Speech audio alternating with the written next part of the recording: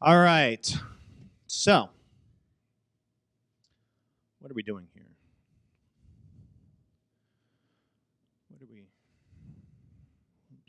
What are we doing here?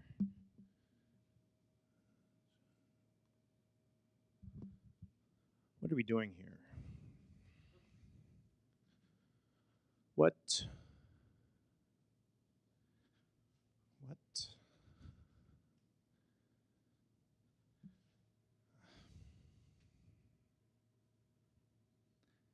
What are we doing here?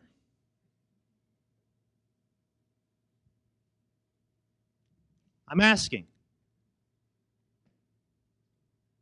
What are we doing here? What am I doing here? I'm not talking now in cosmic terms. I'm talking literally, personally. What am I, Zach Moore, doing up here? Who knows? Why am I back at this podium? Why am I here putting all this together? Does anybody know? Well, I'll tell you why. It's because this is not working. All of this is not working. And it's time that somebody said so. And I'm saying so. What we have done here is on the brink of failure. We may already be too late. It's hard to tell. It's honestly hard to tell. 7 years ago, I didn't know what I was doing. I don't know that any of us knew what we were doing. I got into this, honestly, if I'm being totally honest, I got into this because I have a hard time saying no. And people came to me and said, Zach, we need your help. And I said, okay. And then they said it again. And I said, okay again. And I've been saying okay for the better part of a decade. And I've tried to walk away. I've tried my best to give myself some space and let other people come in, let other people take over, let other people make this organization whatever it is that they want it to be. But here we are.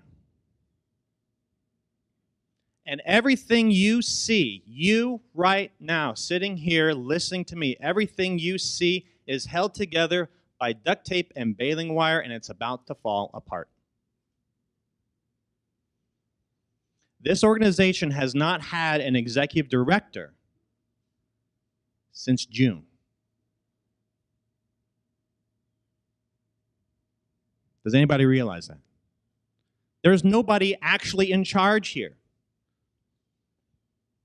The only reason I'm standing here is because I said, okay, I'll stand here again.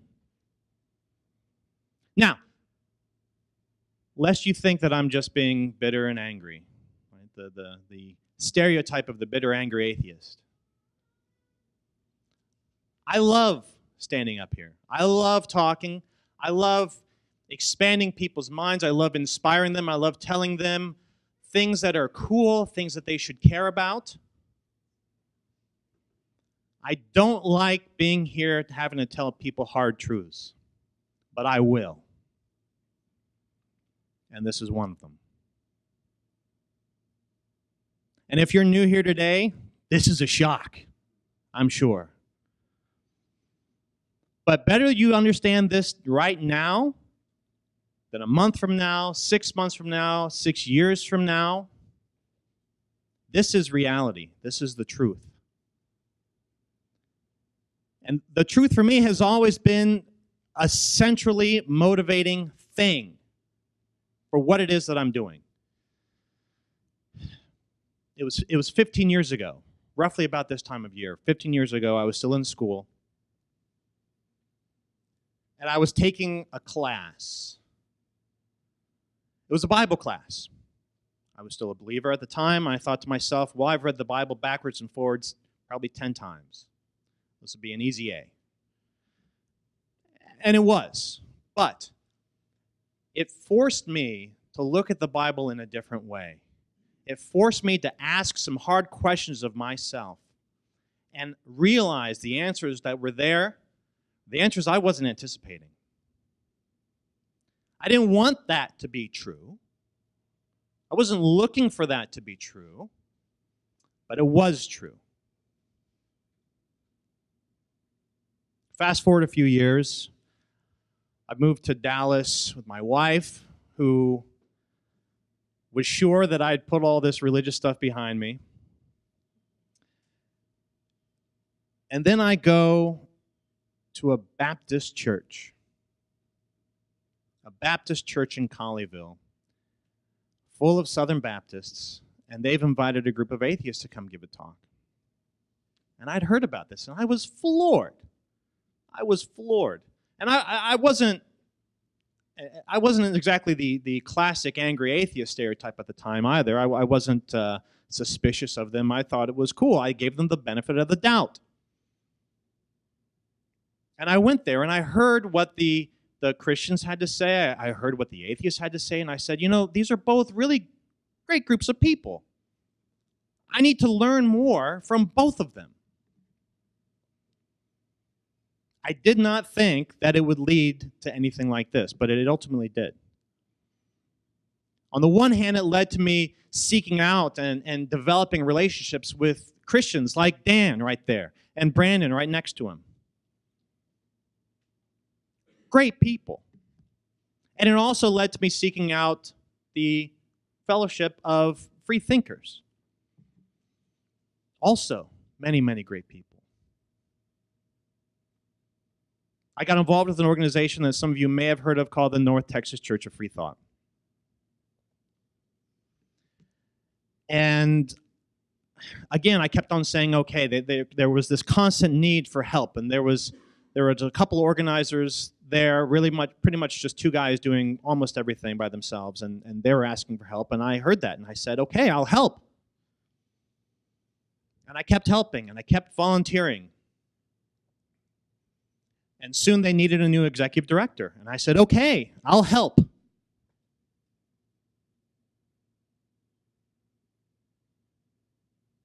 And I tried my best to make that organization to something that worked. I tried to expand it. I tried to include as many people as possible. Where when I stepped into it, everything was handled by just two people. By the time I was done, it was spread between 6 or 7 or 8 people. And it was working. And then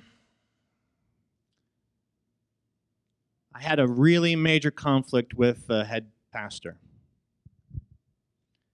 And I won't get into any details here, but suffice to say, it was one of those irreconcilable differences situations, which ultimately led to me asking myself the question, is this a good place for me to be anymore? And the answer was no. Again, I did not want that answer. I was not looking for that answer. I wanted the Church of Freethought to be something that worked. Everything that I saw in that organization initially was something that resonated with me. But there was a major flaw right in the middle of it. And I had to say what was true. And what was true was it was not a good place for me. And so I left, or was asked to leave. And when that happened, there was a number of people that left with me. And I didn't ask them to.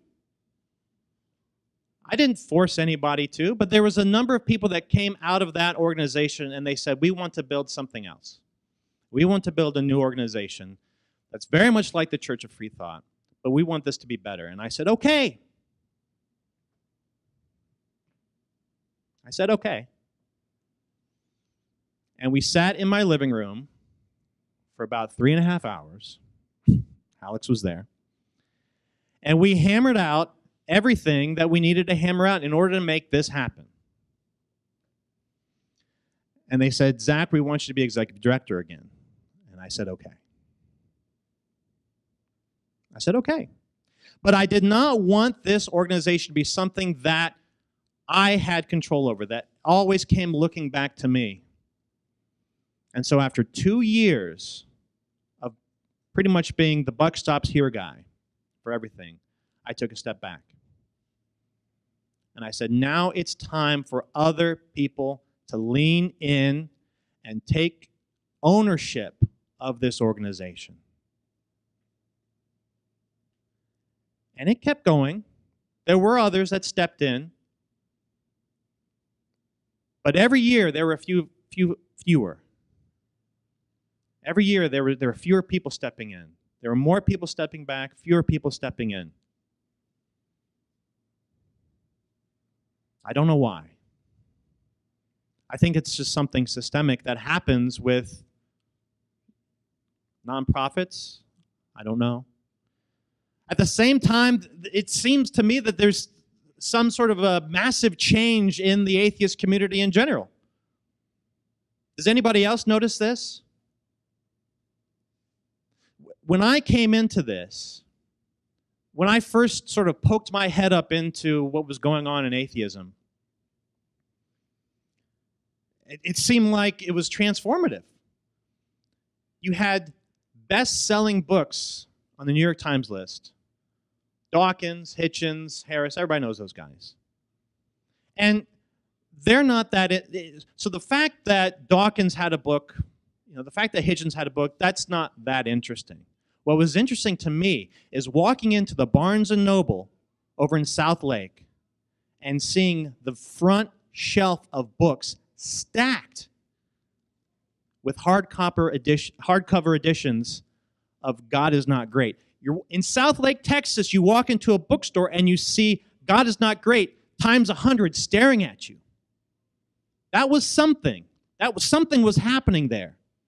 And I wanted to know, who are all these people? Because they're selling these books to somebody. Who are these people? What do they want? What are they looking for? And that's part of what propelled me into this community. That's part of what gave me the motivation to keep going. But you look around now at the community that we have, the so-called community. What is it? Where's Dawkins? Does anybody know where Dawkins is? Does anybody know what Sam Harris is doing? Is anybody paying attention to him? Hitchens is gone, of course. Dennett is in his ivory tower, where he usually is. Who else? Who's taken over? Anybody? What are the major conferences that still exist? Does anybody go to them anymore?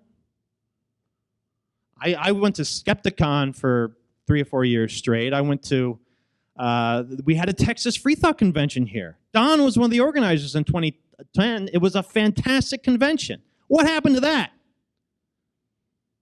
We had everything going for us. And now it seems like we have nothing. This is a bigger issue than just what's in this room. It is a much bigger issue. And I don't know how to solve it. I don't. But I'm looking around, and I'm wondering, who? Who knows how to solve this? Does anybody? And now it's time for the really hard question. The really, really, really, really, really hard question. The navel-gazing, soul-searching, what does it all mean question. Are we done? Is this done? Are we all just going home and putting this all behind us and saying, well, that was fun. That was nice. That was interesting. We had a few laughs. We got together, had some potlucks, went to a couple conventions, had a few too many drinks at the pub. But that's done. Are we going back into this world? What is out there for us? What is out there for us? I'm talking broader now than the atheist community. What is out there in America for us? Who's looking out for us? Who cares about what we care about? The government? Probably not here in Texas. Certainly not in the White House. It is bleak. It is bleak. So why are we here? What are we doing? What are we doing? Why am I here? This the same question I started with. Why am I here? Why is Zach Moore up here?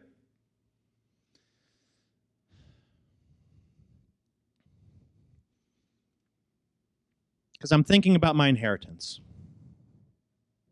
I'm thinking about my inheritance. What is the inheritance that I will leave? And who is going to inherit what I leave?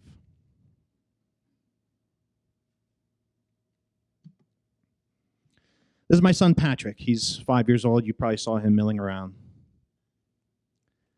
This is why I'm up here.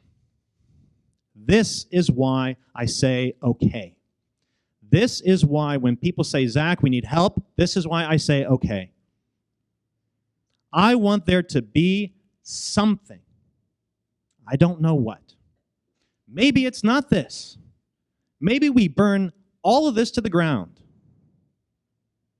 I'm open to that, right? So as free thinkers, if we truly are people who say no to tradition and no to authority, that just because someone is in power, you do what they say. Just because something is done that's always been done, you do that too. If we say no to that, we should be prepared to burn all of this to the ground, if it needs to be.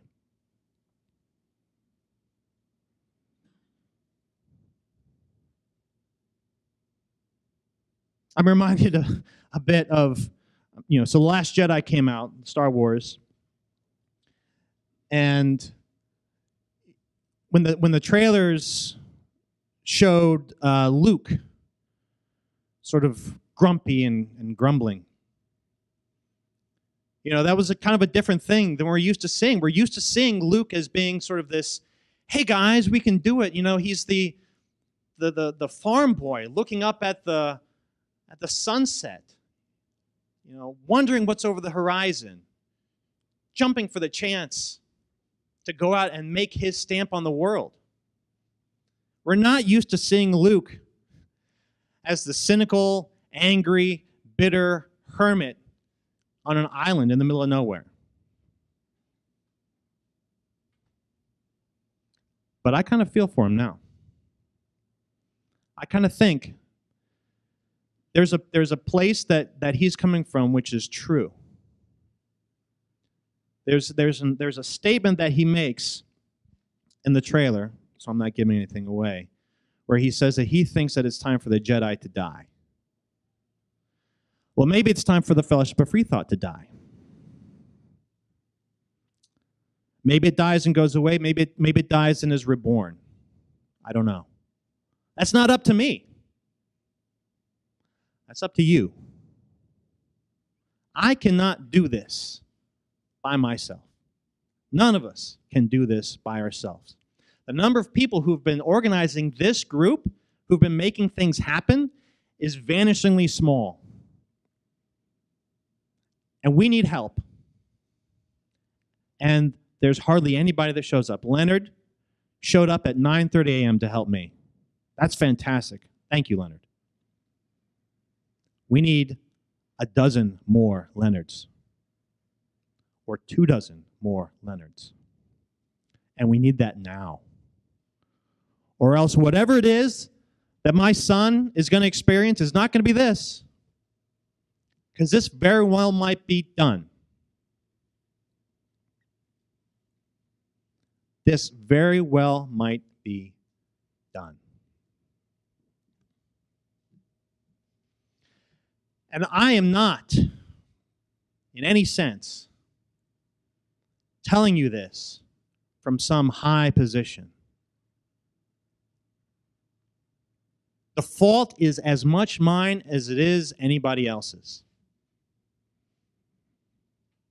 I am on the board of directors now. There's a few others, but I am on the board of directors. Until we have an executive director, the buck kind of does stop with me. And so this failure is my failure as well. The success that we had initially, if I want to claim that, if I want to accept that, if I want to own that, that's fine. I have to own this failure too.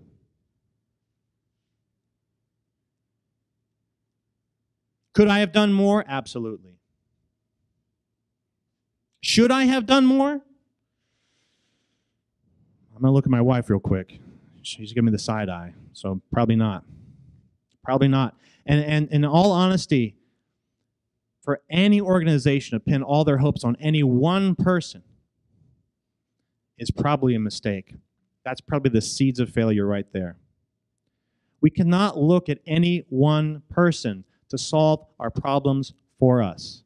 And we know this. We know this as free thinkers. Many of us have come out of organized religious traditions. We've seen all the faults, the fault lines. We've seen the flaws in the leaders of those organizations too. Why are we exempt from that? Are we better? Are we smarter? Maybe we think we are. But here we are. Here we are.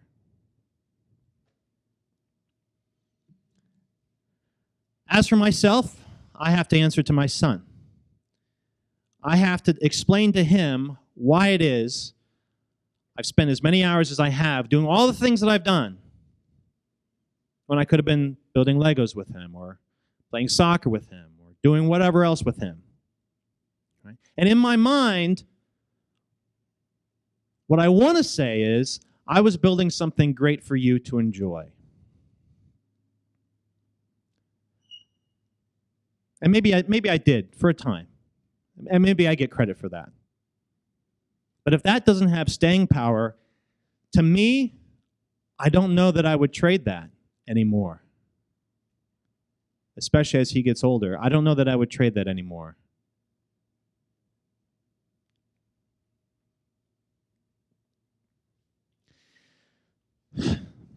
This is us. This is the Fellowship of Freethought, Dallas, Texas. It says what we call ourselves, and it says where we're located. That's it. What does that mean? Fellowship of Freethought. Well, we're free thinkers, and we have fellowship, and we're located in Dallas, Texas. That's all it says. That's it. Why do we care about this? Why should I care about this? Why should I ask my son to care about this?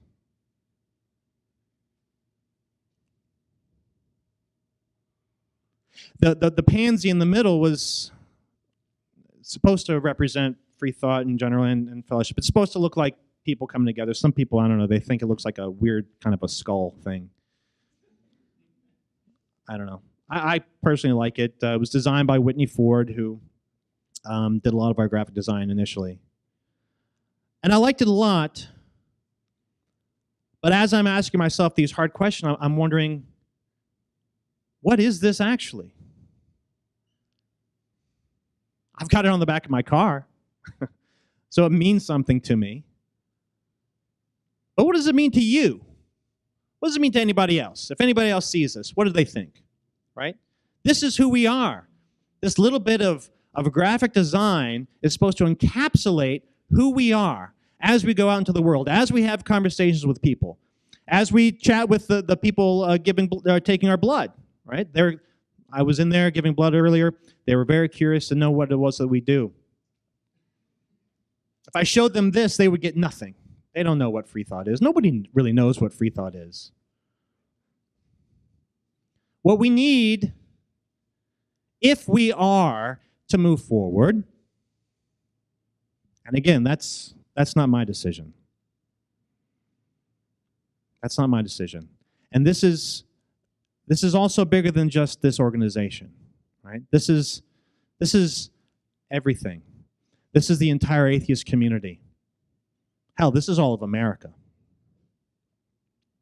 If we want to move this organization forward, this movement forward, this country forward, we need something more. We need something to believe in, because we don't believe in people anymore. We don't trust anybody anymore. Is there any public person that you trust anymore? The answer is hell no. The answer is hell no. Should you trust me? The answer is hell no. Hell no. But if we can't trust people, what can we trust? If the people who make this organization what it is, the people who make this community what it is, if they can't be trusted, what can we trust? What can we put our trust in? For me, I have to go back. I have to go back 15 years ago when I was in class reading about the Bible, having my paradigm shifted. What was it that changed for me? I realized one thing. My principles mattered to me more than what anybody thought of me, more than what anybody was trying to teach me, was trying to get me to do. My principles mattered. What are those principles? What are our principles? Do we know?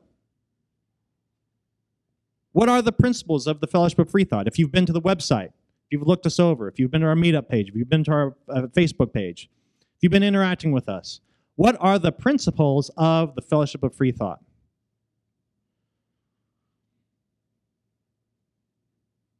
I don't know. We've never really articulated it. We've got a very verbose mission statement, I'll grant you, that touches on some of that stuff. But if you had to distill it down just to one idea, what would it be? You know, I look at this, and it reminds me kind of these like university logos or organizational logos that have like the mottos printed on them. That tells you what those organizations are all for, right? When they put their principles on their logo, that tells you what they're for. If we're to move forward, if you are to move forward, I think we need to articulate what those principles are. And I can't do that for you. You have to do that for yourself. But I can tell you what they are for me. And number one is this: veritas, truth. When I found myself in that classroom 15 years ago, what I realized and what shocked me was that truth mattered to me more than God. I did not expect that. Truth was at the center of my being. I never thought that there would be any conflict. I never thought that there would be any need to challenge that with the belief system that I grew up in. But when I got to that moment, I realized truth matters first. Truth matters first. If truth matters first, then maybe we can start trusting what comes after that. And that is why I am here in front of you telling you the truth. After truth, what else is there? After truth, what is there? This is the Canadian Parliament, or I'm sorry, the Canadian Supreme Court. They have a statue of the Goddess of Truth out front of it. I want that statue now. I want that statue in front of here. I want people to know as they're walking into this building, these are people who care about truth. I want that to be true. I do. Is it? Again, that's a question you have to answer. It's a question we all have to answer. Not just here, not just among the atheist community in America. Does truth matter in America anymore? I don't know. It seems like it doesn't. But if truth is going to matter anywhere, I want it to matter here. It's got to matter somewhere for somebody. And I'll stand on that. I'll stand on that. I will. After truth, what else do I care about? Equitas, equality. Equality, fairness, rightness. That all people in all places should be treated the same, should be treated with the same rights, be afforded the same opportunities. Is that a hard thing to figure out? Is that a difficult principle? It seems like it is sometimes. I don't know. It seems like it is. We all of us, have the same burden here in this organization. The burden cannot be carried by any one person.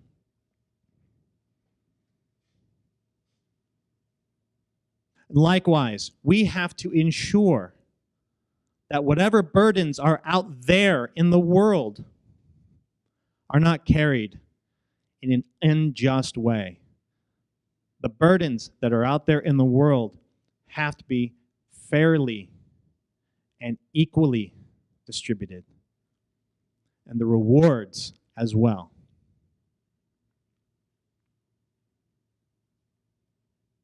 I think that is true. I think equitas comes from veritas, and I'll stand on them both. Without those, I don't know what's left, but I feel like we need a third. I feel like truth and equality are great. I think those are important things, but I think that there's something missing still. Something for me, anyway. I feel like I need something else. Caritas. Love. Is it hard to say? Love? Is there love left in the world? I'll do that. Appreciate it.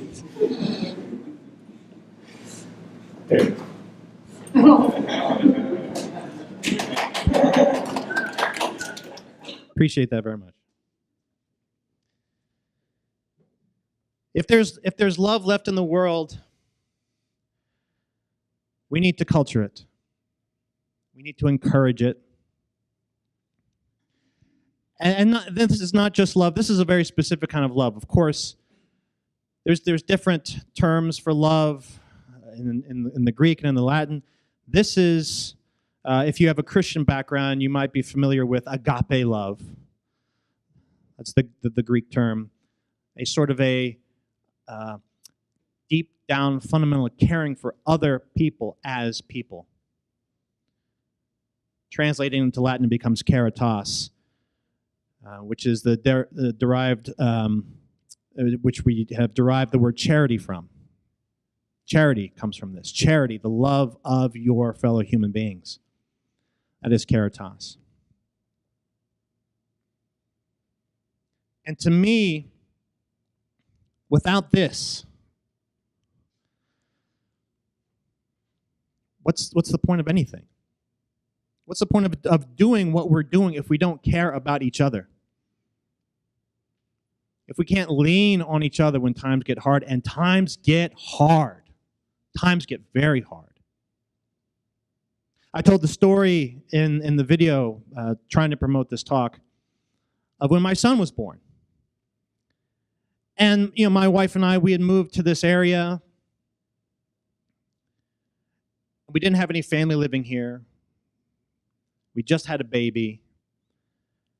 And, that was kind of tough. Very tough, in fact. And it came about time for his first birthday. And, when you're new parents, of course, everything you want to do up as nicely as you can.